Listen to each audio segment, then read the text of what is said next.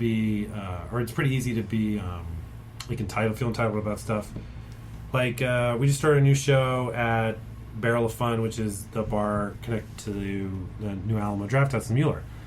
And one of the guys who I think did the beer menu for there, he's on the moon. We got John Gross.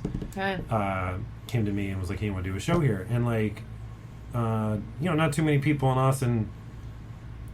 Like, he wasn't approaching everyone in town, and I should look at that and be like, "Man, I have a great situation here. I have a very nice friend who was able to, let me do a show at this fun venue, and this is a nice opportunity."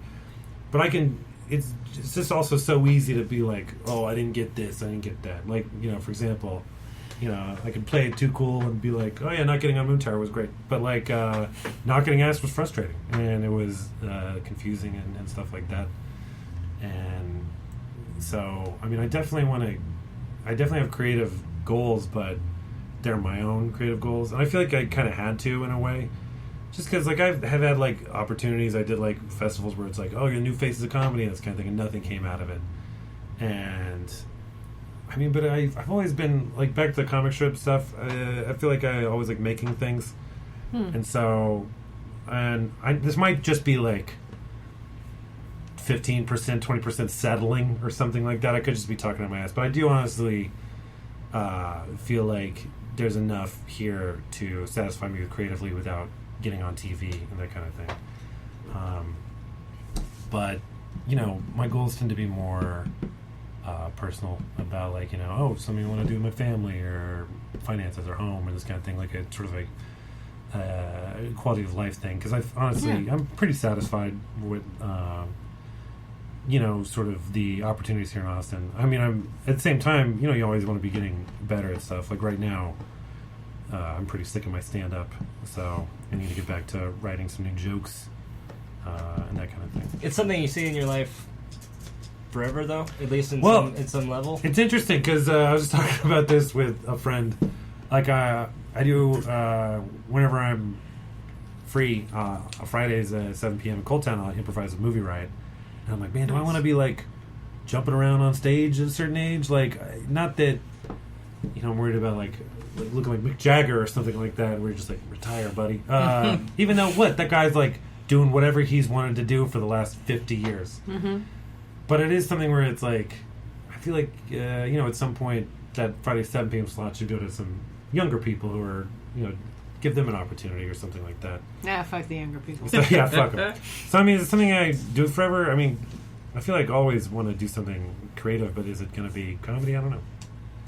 I mean, probably, I feel like that's my biggest skill, but I mean, it's weird because, you hear the comedians kind of age out, like who has sort of stayed relevant as they get older. It starts to be like a smaller list. Like Steve Martin's still funny, but Steve Martin's not funny in the same sort of visceral way that he once was. So, yeah, I don't know. It's interesting. Yeah, but I feel like Steve Martin, as an example, is somebody who pulled himself out and then got a little, like, upset about what was going on. I think if you, like, accept the changing tide of what is considered funny and, like, try to adjust in a certain way and find your place in it, I don't think it's a problem. I think he wanted comedy to be who he was, and then it became a different animal, and then he got mad because people were like, well, we don't like your animal anymore. That's why people I just watched Beverly Hills Cop the other day, and I was like, man, young Eddie Murphy in movies is so great, but now he just seems like jaded and upset. And it's like, I feel like if you allow yourself to get that way, that's the way you're gonna be. But if you can like find a new and exciting way to do things, then why not? I mean, not a great example exactly, but just the other day, my husband turns on the TV, and there's yet another Drew Carey improv show. And I go, say what you will about Drew Carey, he's got an improv on TV all the damn time. Everyone's always talking about how you can never do it. Dude's got it up there constantly. I mean, for years and years, all him and his crowd, and those are all old dudes. Yeah. Like, especially, they keep getting older and older. They're all of them are the damn, like, hosts of game shows at this point. Every single one of them. That's and right. It's like... And Brady. Yeah, was it Deal or No Deal? Yeah, Deal or No Deal. I mean, you got Price is Right, Deal or No Deal, and then the other three are really much older than the two of them. Yeah. But yet they, like Colin Mockery, that is an older man. Yeah. Yet somehow, I mean, every time I watch him on that thing, I'm just like, this guy's adorable. I love everything he's doing. It's like if you can find joy in whatever it is you want to do, I think you can figure it out. I mean, bless him for doing it. Just like Chevy Chase right out of that Yeah. motherfucker. I mean, Steve just spiral out. But he's got some negativity too. He's got some Chevy Chase. I'm holier than thou kind of situation. Like that. The problem is if you start thinking that you're too fancy. Yeah. It's like, I'm super sorry. You're like Tom Cruise now. It's great. We enjoy you in a movie, but please shut up. Like you were in Funny Farm. Chill out, man. You had a talk show that lasted all of 4 episodes. I agree. Funny Farm was great. But no, yeah, Steve Martin's an interesting example because it's like, yeah, he did stand-up for a while, and then he moved on to other things, and then he wrote a book and directed a movie and stuff like this. Traveling banjo. Yeah. Now he's a weird banjo guy, which if you like banjo music, great. If you don't, then you don't. Like Eddie Murphy, it does seem weird because he seems like a guy who's trying to recapture a little bit of that stuff. Yeah. Because was he nominated for Dreamgirls? I never saw that, but like, I think he might have been. Yeah, and you're like, oh, maybe he'll start doing more dramatic stuff. It's like, no, he's gonna keep doing like weird stuff, like Disney movies, and then you get locked into like a picture deal with them. Which I mean, Disney money, I'll take it. Why would you do that movie? Murphy. Yeah. Poor Eddie Murphy. Everyone would do that movie for that kind of money. Shut up. Yeah, Disney calls me, I'll say whatever. Yeah, it's interesting how that idea of like selling out has disappeared. I feel like just because it's like the bottom fell out of a lot of sort of creative, like if like music, for example. You can always like sell a bunch of CDs. Now physical media is dead, so it's like, hey, can we use your song as video? Oh, thank you, God. Yeah. Like, please, pick the black keys, right? Yep, the Black Keys. That's a vampire. The Black Keys. Like I'm a vampire. Little Black Keys. Like the Black Keys. Like I keep saying the name like it's one word. Now it's not like saying Black Keys. Hey, why you Black Keys? You play this. It's getting worse. It's getting Black worse. Keys. Their music is in every fucking commercial. Yeah. But it's like, yeah, it's fine. They're just making some extra cash. Although at this point, guys, cool it. That's kind of what they're doing. Yeah. Yeah, I don't know. Donate your money. Like I think Clooney does a voiceover for is it coffee products? Yeah, well, he appears in commercials with those, but he used to do the voiceover for like Budweiser. Oh, really? He would like donate that salary to stuff. Is that true? Look it up. It might be false. But it's like, yeah, why are you following that guy? I'd do it. It seems likely. I mean, Also, he happens to. Well, George Clooney happens to be one of the people who like cleans up good. A lot of people, they get older, they don't so much clean up good. So it's like, yeah, just do a voiceover. You're fine. Yeah, Clune Dog. Love that guy. Seems like it'd be a fun hang. You know what I mean? First name and a nickname. That's He is. He is indeed. He's. You know how we earlier were saying, "Don't meet your heroes." Yeah. He's one of the famous people in life that I've met. Oh wow! How did that go? And like hung out with. He's great. No, he's actually. He's way cooler than you think he's gonna be. Oh, you know what I mean? That's pretty hard. You're gonna. No. You think he's gonna be like smooth, easygoing guy? When I met him at a summer theater festival that he was not acting in. He just came to see a friend of his. Oh, wow. And so he was all dirtied up. Like, his whole face was, like, just all gray beard. And this was literally, like, this was 20 years ago. He had a big gray beard. He had the dirtiest, like, nappiest hat that he wore. And everybody, of course, was like, oh, my God, it's George Clooney. And I've told these guys, I was like, you want to meet somebody? This is how you do it.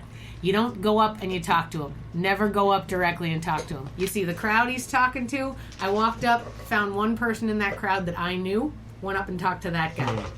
Talked to that guy until all of a sudden he turns and goes, oh, hey, we haven't met. I'm George. And I was like, yeah, that's right. And I was like, hi, I'm Amy. But what if you don't know anyone? Is that when it's okay to just grab them? No. You should try to go for the lower stakes person for sure. Try to find somebody. Grab the lower stakes person. Chat with them. You got to chat with them for a little while. Mention something. You can swing over. Oh, hey, is that a Moscow Mule? I've always wondered what that tastes like. Is that good? And then you're having a conversation, and somebody gets you in. But anyway, bunch of like, I'm not a hot chick. Never been a hot chick. This is what I look like, forever and always. And these two hot chicks come up, and they're like, oh my God, George Clooney, oh, listen, we just want to... And, like, he's just like, okay, great, thanks. And he's like, see you later, ladies. I'm talking to my friends. And I'm in this circle at this moment. And then as soon as they walked away, he turns to everyone, he's like, do you guys want to go out in the patio so we're not bothered by those people anymore? And I was like, hot chicks, I hate them. And then we, like, went out on the patio and hung out for the rest of the week. And, like, for the rest of the weekend that he was at this festival visiting his friend... I'd see him at parties. He'd be like, "Amy, what's going on?" Like, bring me beers and stuff. Friends with the Clune Dog. He was just a nice person. You know what I mean? Like, I expected him to be holier than thou. I expected him to be like fancy dancy. Nah, he told dirty jokes and like was a nice guy and like, you know, drank Budweiser like the rest of us. You know what I mean? It was good. It was nice. Oh man, That was just marketing. He had to drink. yeah. Well, No, He it was had- years ago. I thought Clune Dog was cool. Now I know he is. The king of beers. Yeah, I mean, I'm just saying, like, sometimes you meet people and they're not the worst. No, that's awesome. It's an awesome experience. And I'm hoping, I have this secret hope that if I bump into him again, he'll go, Amy, right?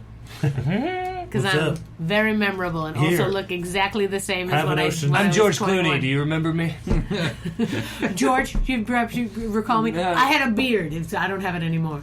Amy, right? Do you want an Ocean's 13 cast jacket? Here you go.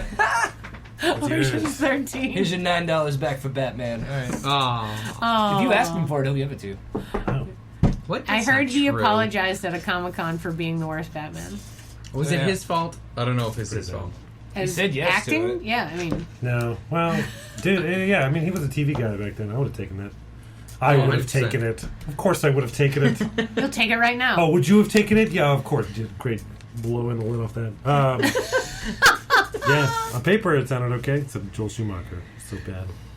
Yeah, I think the key to continuing to do stuff like this is just keeping your mind open and not trying to get jaded by the whole thing. Like back to the like, you know, Steve Martin, Eddie Murphy, like just don't if you get too hung up on one way of doing stuff. At least, you know, you've done lots of different kinds of shows, you've done lots of different kinds of projects. Like, you're a creative guy. You're, you know, you'll find a different ways to do it. And I agree with you totally about Austin. Like, I'm like, I don't see any reason to move. I can work in what I want to work on every day here if that's what I want to do.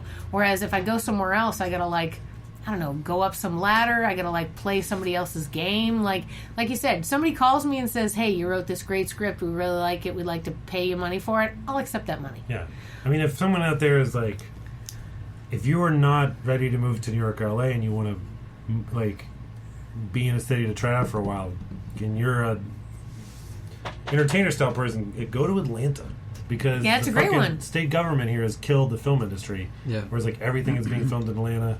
I don't know about their improv scene, but I know they got a really good stand-up scene. Mm-hmm. And they have more... Great music too. They have Well, more they have clubs. and Dragon Con's there. Which Oh, going Dragon back to, like, Con, the there you whole, go. Like, going back to the Comic-Con thing we were talking about, like, I used to go to that all the time. That's Stanley. That shit takes over the city for, like, a whole weekend. Well, there you go. Yeah, some of my uncle's an actor in L.A. Who's older than us. Old Joey, old tell you Uncle his, Joe. I won't tell you about Muy how old guapo. he is. I Oh, very love handsome. that you say he's muy Yeah, guapo. so handsome. Oh my god, we interviewed him on the phone, and so I didn't hold up a picture of him while we were talking. And after the thing, he goes, later. "Your Uncle Joey, he is muy I watched his guapo." actor reel. I saw like every episode of Law and Order he was on. He's great in Law and Order. Was he like different people? Yeah. Yeah, He was a sometimes cop he's- on Sopranos. Yep. Yeah. Yeah, he's in all the things. But like he told me that a bunch of his friends from LA, like a bunch of older actors who were like tired of dealing with LA, all moved to Atlanta. Yeah. Like just went there and were like, you know, I can work constantly in this place. I can do work on a regular basis. So yeah, film's your deal. Atlanta's definitely in it. Yeah, or if you're just like a comedy person and wants a side hustle, I feel like there's more side hustle there than there is here right now. But you know, whatever. Side hustle. Yeah. Maybe the food's better. Maybe it's worse. I don't know. It's where all the Yeah, I don't know. I've Coca-Cola's never. Is that where Coca-Cola's made. made? Yeah, it's Coca-Cola. Oh yeah, you go to Oh, so the Coca-Cola Illuminati owns Atlanta. I get it now. That's right. Oh, I see. Fly Delta Airlines, I guess. Oh Get yeah. the Delta hub. Big old Ripley's Aquarium. What's up? Oh, little Atlanta head here. Yeah, right. Hey, I'm from Yeah. South Carolina, so if I wanted to do something fun, I either had to go to Asheville or Atlanta. Oh, look at that. No, So, yeah. I've never been to Atlanta yet. It's awesome. Yeah, Yeah? it's a real city. I don't know. It's a real city. It really is. It's there. It exists. It's not Atlantis. Yeah, it's True. I don't know. It's actually a little bit bigger. Well, I don't know. Like the airport is like as big as Austin. Like fucking Atlanta airport is a goddamn nightmare to get through. I guess I have been to the airport. You have to take like an underground tram just to get to where the planes take off from like where you get there. It's too much. It's too much.